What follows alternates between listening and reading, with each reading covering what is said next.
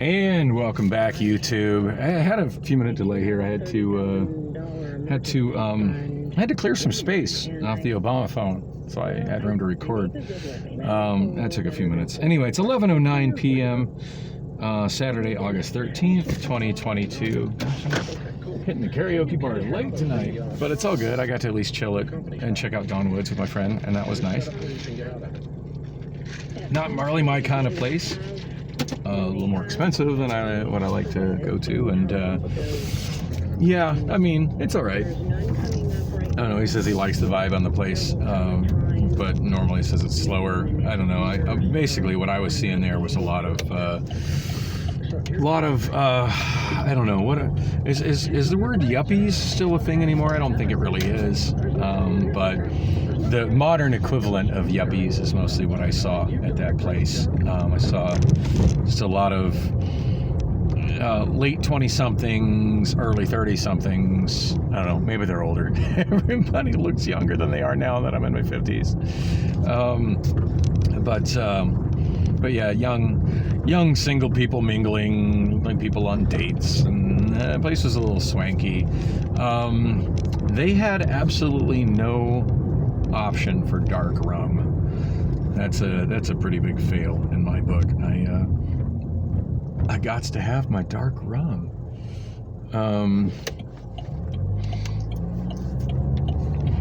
Yeah, I figured, I don't expect, obviously it's a small bar. I didn't expect them to have Sailor Jerry, and I wasn't really ready to hit anything that strong yet anyway. But I asked for a Captain Morgan and Coke, and they didn't have Captain Morgan. And I asked, and she said what rums they did have. It's Bacardi. It says Bacardi Dark. She goes, no, it's just the regular Bacardi. I said, but do you have any dark rums? Yeah, dark rum and clear rum, not the same thing. Not the same thing at all. And coming in, I prefer like a dark spiced rum. And they didn't have any of that. So, I don't think I asked her for a couple of brand names. I'm like, well, do you have any dark rums at all? And she's like, no. And I'm like, ooh, ouch. My friend said he normally gets a margarita, so I got a margarita. It was like an $11 margarita, and it was tiny. Usually if I'm paying $11 for a margarita, I'm expecting a big thing in a giant goblet that's got some kind of Mexican theme to it, but no, it's a little short glass. To be fair, the margarita was delicious. It was good. I don't feel like it was particularly strong, but it was good.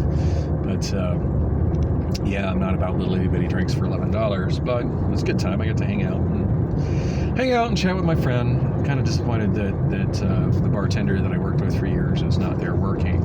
And I asked one of the bartenders about her, and I guess they have, the hotel has got two different bars. She said that everybody that works at that bar works at both bars, and that she's got she's heard of Hannah, but has never met Hannah, but that she only works 2 to 3 days a week, and working both bars, so there's people that she doesn't know. To be fair, the place is very well staffed for such a small place, and the service was quite excellent. Just not really my type of place, but it was comfortable, and the views were nice. I do wish I'd have shot maybe a little video before I left. The bar basically split into two areas, which are very separated. You got the outdoor patio area, which does not have a bar, but they've got table service there. Waitresses that come out, waiters and waitresses.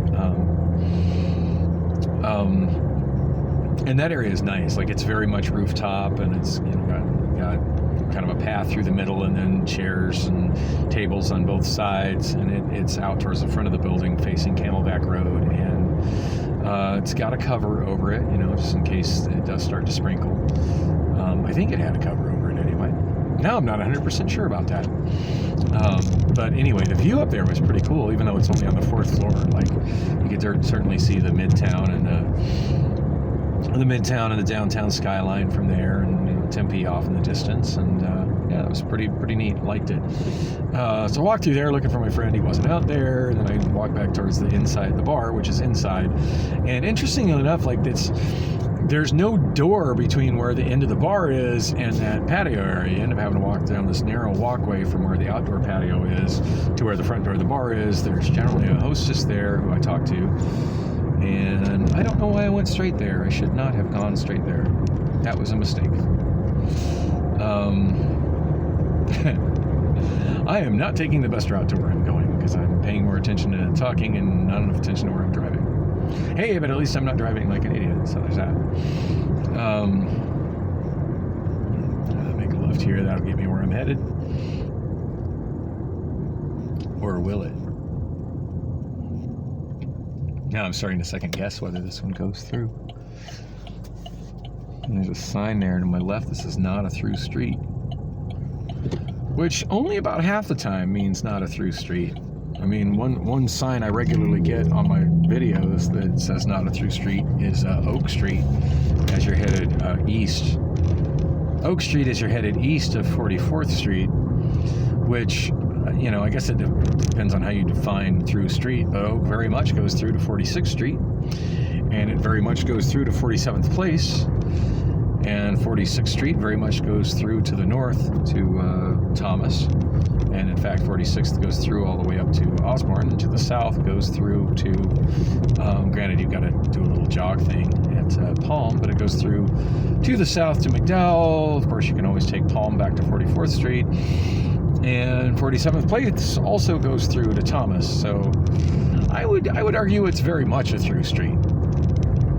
That sign is there just to discourage through traffic, and I got a feeling the sign that I just saw here on 20th Street is the same sort of thing, just merely a device to discourage through traffic. Although, what do we have here?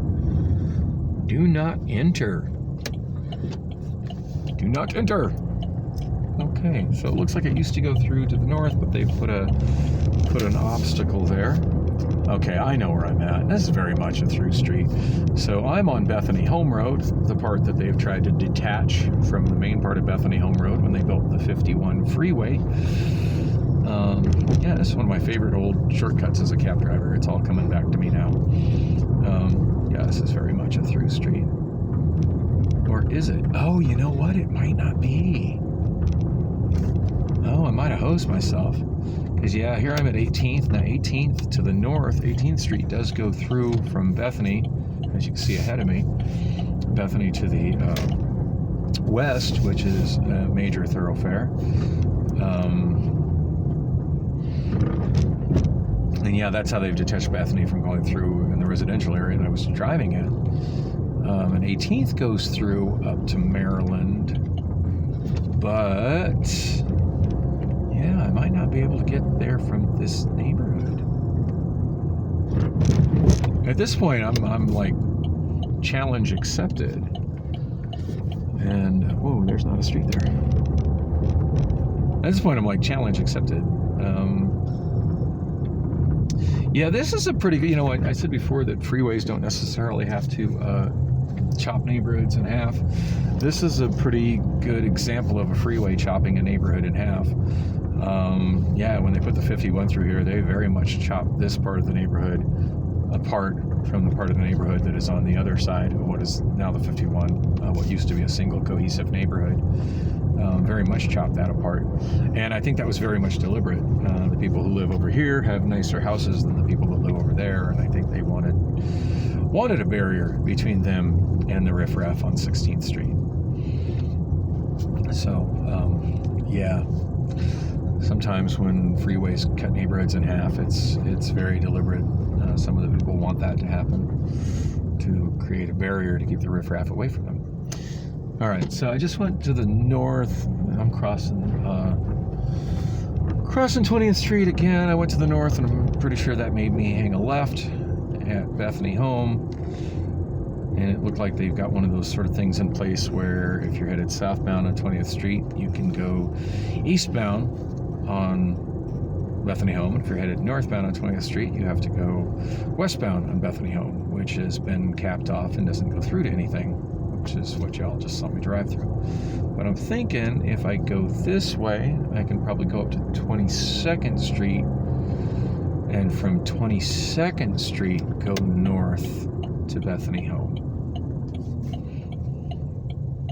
Anyway, for not a through street, I've sure done a lot of through driving. As I suspected, that was one of those signs put in place by Phoenix to just discourage people from using it as a thoroughfare, when in fact it can be used as a thoroughfare as long as you know where you're going, which admittedly I don't. I mean, I do and I don't. Like, I know where I'm at. I know where I'm at. I'm just not sure all the particulars. Okay, looks like there's a... I'm not sure what street this is, and I can't read the damn street signs anymore. Okay, that is Rancho Drive. There's a sign pointing that way that says dead end. I am inclined to believe it. It doesn't point dead end this way, so I'm thinking I can go this way.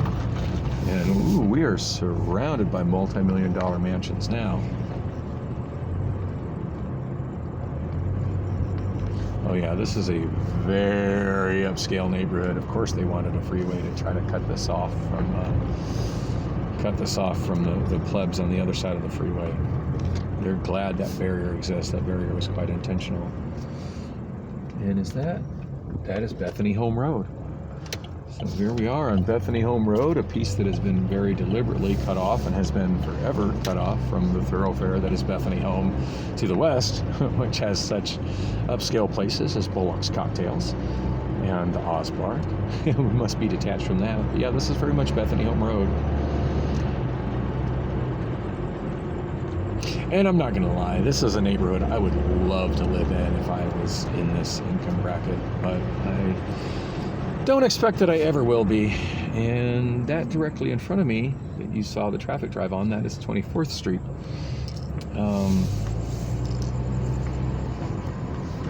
Wow, this totally reminds me of the one time I got, which I was talking to about with the cab driver I saw earlier at AM/PM, the time that I got stabbed in the cab. And obviously I didn't share this story on YouTube, but I know I've shared it before. But anyway, when I got robbed in my cab, and when I told her, it's like, you're having a problem with runners. So my rule has always been, before I go forward with driving anybody, and there is a sign there that says Bethany Home. So it's not Bethany Home, not particularly detached from 24th Street. I'm on 24th Street now. I know exactly where I'm at now. So I would argue that was a through street. I did manage to get through on it. I did not come out the way it went in, so it definitely meets my definition of a through street. Although I did waste a whole lot of time I shouldn't have wasted, but that's all right. I enjoyed that drive. I'm shooting good video, right? Right, sure. Well, good for this channel. So yeah, the time I got robbed. Anyway, I was telling that cab driver, because I don't know how much experience she has, but if she's telling me she's having a problem with runners, and that's what's causing her to have, not make money. Yeah, you control that, sweetheart, to a point. If you have any reason to suspect somebody's going to run out of the fare, you need to ask them for money up front. If they can't give you money up front, don't give them a ride, period. End of discussion on that. I missed my light. Darn it. I don't even have any traffic holding me up this time. Although I'm still going for the right lane because I thought that was kind of cool how that worked last time.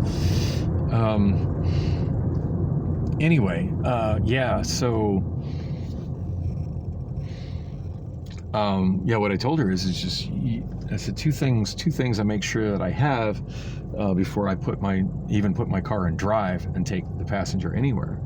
I make sure that if I have any question about their ability to pay any red flags at all, I'm asking for money up front. And the other thing is, so I know how much money to ask for, I'm asking for a specific destination. Not necessarily an address, but a very specific destination. If they can't articulate a specific destination, I'm not driving, period. If they say, I just want to go north, yeah, you got to be a little more specific with what you're doing.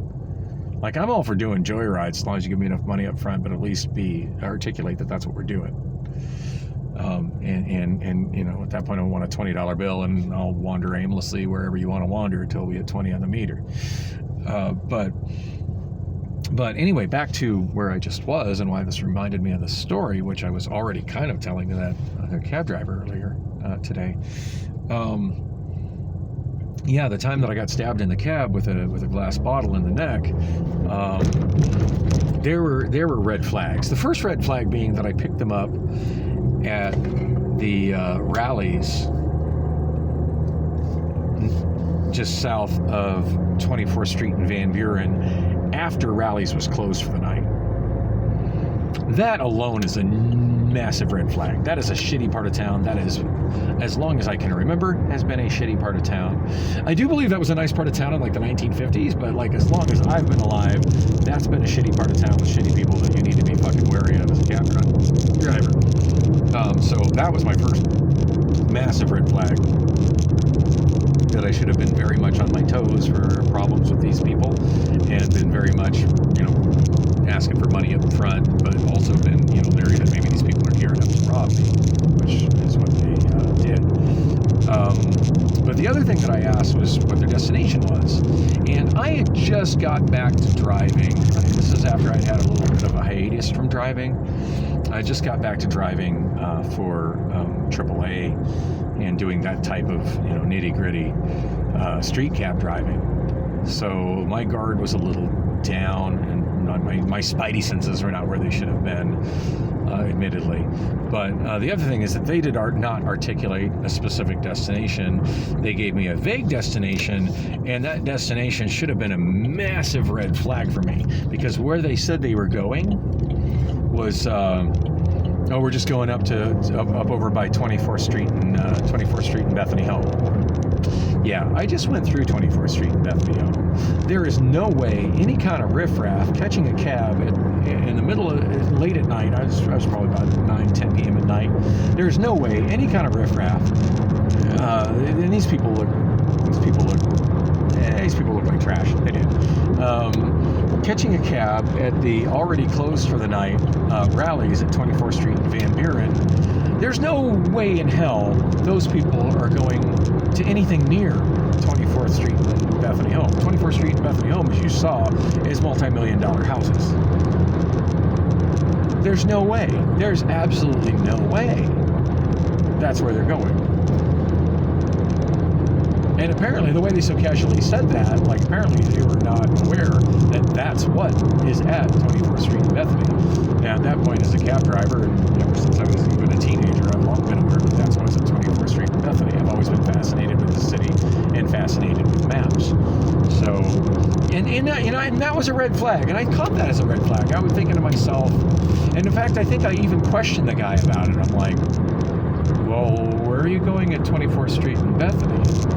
Because there's not really anything there. And then he basically tried to play the whole, well, I'm not really from here, I don't know, kind of line, which could be legit. Like, I get it, I've been the guy that's not from where they're at, so I can't really articulate where they're going, but at least tell me what you do know. Like, you're sounding kind of shady right now. But at that point, it was just like, whatever, let's go. And we'd gone a whopping 2 blocks, and they're like, we need to go get some, we need to go talk to our friend real quick. He's down this street. So he didn't say the name of the street, he said this street. So I turned left. As I'm going north on 24th Street, I turned left on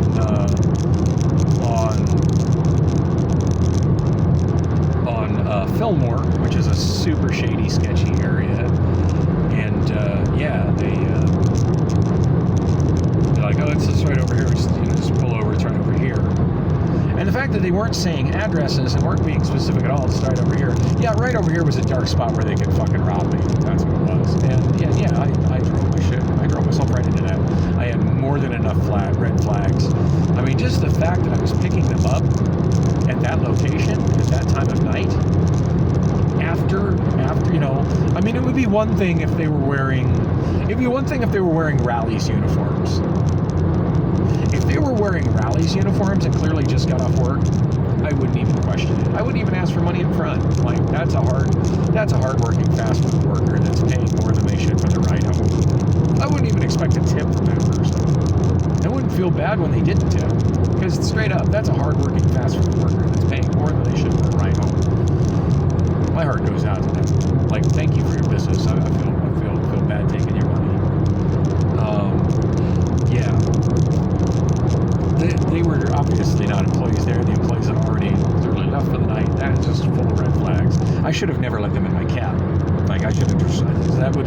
Should have been the moment that if my cab wasn't already locked, I reach over and hit the little button that locks the doors and crack my window about 3 inches and had a discussion about specifically where they were going, what their itinerary was. And when they gave me the information that they gave me in the car of just, we're going up to 24th Street and Bethany Home. Oh, really? Why don't you tell me what you're going to at 24th Street and Bethany Home? Why don't you tell me what you think is at 24th Street and Bethany Home? Let's have a conversation about 24th Street and Bethany Home. Which, by the way, I just drove through 24th Street and Bethany Home. Some beautiful houses, were they not? Anyway, yeah. So, oh my goodness. Sorry, you probably couldn't see it in the video, but there was a vehicle tailgating. I mean, we're talking like half a car length behind the vehicle in front of him, tailgating somebody on the off-ramp to the freeway in a large truck. The car that was tailgating was a small car, and the small car had no headlights or taillights on. It's just remarkable how bad the drivers are out here these days. It really is. Not that I'm perfect. I mean, I definitely make my mistakes, and I'm sure if you watch these videos, you see some of them. But, goddamn, nobody should be ever tailgating like less than a car length behind the vehicle in front of them at any speed. Not even in a parking lot should you be that much on somebody's ass ever. Anyway, yeah. So, I'm really missing being a cab driver lately. I've been really thinking about, just my general dissatisfaction with my job at Amazon, particularly about how they're dragging their feet on getting me back onto the forklift, which was the one thing I really enjoyed doing there, and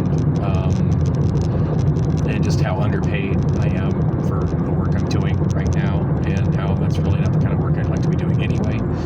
And I've been watching a lot of videos about, you should do this, get a job. It just seems like, though, everybody, like, they're always talking about work from home jobs and jobs in the tech sector and jobs in the office jobs and work from home. I don't know nothing about any of that. Now, granted, there were people talking about entry-level jobs, and I finally got a good explanation on one person's video, and I wish I could remember the names of all these channels. I don't, because I should have taken that exit. Damn it. I mean, I'm going to just north of Bell, but to where I'm going on Bell, it would have been faster and more efficient to take Greenway than to take Bell. But, hey, hindsight is 2020, and Bell's going to get me there just fine. I'm going to Bridget's Last Laugh, by the way. I swore I'd never go there again, but I mentioned a couple of videos ago I want to check out their new karaoke setup, and my friend was telling me about it. He didn't stick around for it, but it was there, and it sounds fun. So I'm down to sing in a new place. I haven't sang in a new place in a long time. I think the last place that I've sang at that was new to me is Oz, and that was months ago. So I'm down for something new.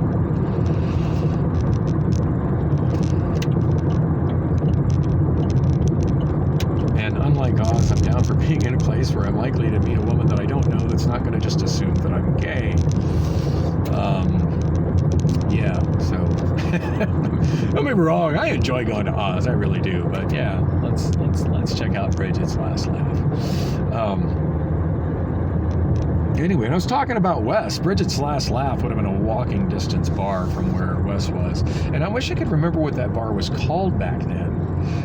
Because it was very much a bar back then, but it wasn't called Bridget's Last Laugh back then. Back when I met Wes, he used to come up here to visit my friend Wes, and also back when I had my cab company, which was largely, even though I was never actually had a base here, my business was largely centered in this part of town. Wow, there's a pedestrian to the right waiting across the street, and she is very cute. I think she's cute. Whoa, and there is a sketchy person standing in the dark on the left side of the crosswalk that I didn't even notice at first. It's just standing there. Y'all can't see that person in the video, but that is sketch as fuck. Some person just standing there. I don't know, maybe they're holding a sign begging, but they're not holding it in such a way I can see it.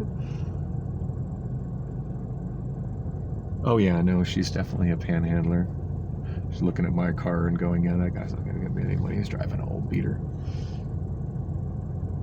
I really hate how ADOT allows people to stand. Get the video here. ADOT allows people to stand in places like that. That is not a pedestrian area. You see there's just a tiny bit of space between the edge of the lane and the safety barrier there. There's not supposed to ever be a pedestrian past where the crosswalk ends right there. Never supposed to be a pedestrian there. That is such a dangerous location for a person to be standing. And yeah. I have no sympathy, or you just can't get with panhandlers whatsoever. There are assistance programs out there. There is help out there. There really is. Been there, done that. I've been there down and out. There's programs out there, and there's jobs out there. You know, you can get your shit together without panhandling. If you're gonna panhandle, at least don't do it in a place where you're causing a traffic hazard. All right, so I'm on Bell Road. I do believe this is 36th Street. Nope, I stand corrected. It is 34th Way.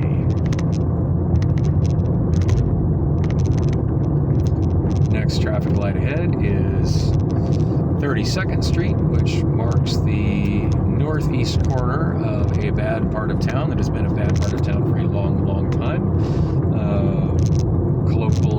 Colloquially known as the Square. On my right is a Fry's Market. Oh man, I missed the name. On my right is a Fry's Marketplace that once upon a time used to be one of the nicer Smitty's in town. Someday I need to do a tribute video to Smitty's. People that are from Phoenix natives know what's up with Smitty's. I'm not going to get sidetracked talking about Smitty's, but Smitty's was very much a Phoenix thing, and God, I miss Smitty's. So the building on the right that's kind of dark, that used to be a Circle K, that used to be a very vibrant, sometimes a little sketchy, but generally speaking, okay Circle K. It looks like there's some kind of business in there, but whatever it is, it's quite closed. This was actually the more, of all the four corners of the square, this was probably the most upscale of the four corners. But yeah, the square being the square mile bordered by Greenway and Bell, 32nd Street to the east, and Cave Creek Road, which is at this point the equivalent of 24th Street, 2400 east to the west.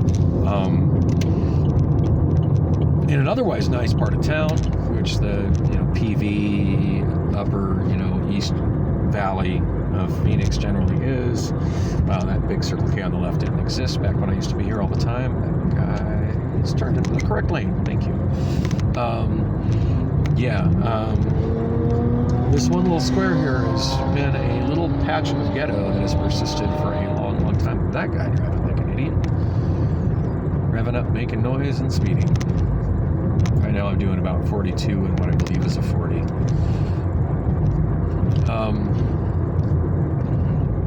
It's where Wes met when I lived when I met him. That's where I suddenly picked up a whole lot of taxi company customers that wanted to call me directly instead of calling Yellow Cab, which basically is how I started Bell Express Cab, which later got shortened to Express Cab. So always fun to be back in this part of town. I wish I could remember what the hell Bridget's Last Laugh used to be called. It was definitely, and it's an old Circle K. I remember in the 80s this building was a Circle K. I do remember it being a Circle K in the 80s. But by the time the 90s rolled around, it had been turned into a dive bar. And it was one of the dive bars that used Express Cab almost exclusively. So it's kind of lame. I can't remember the name of the place because they were regular customers of mine. Oh, and that Unical 76 at the right, that used to be a Giant. And when I met my friend Wes, part-time landscaper, climbing up giant palm trees to trim them, and then he also worked part-time as a cashier at that Giant. Well, it used to be a Giant, now it's at 76, so kind of cool that's still there. God, I'm really missing my friend Wes today. All right, it looks like there's an extreme shortage of parking here. That is a good thing. I'm gonna park on the street. Not the best part of town, but I'm not too worried about anybody fucking up my car. If there was any stories I was trying to get to the conclusion of, I don't remember. My brain's going to about 40 different places today. I'm gonna go inside and do some karaoke. It took me entirely too long to get here.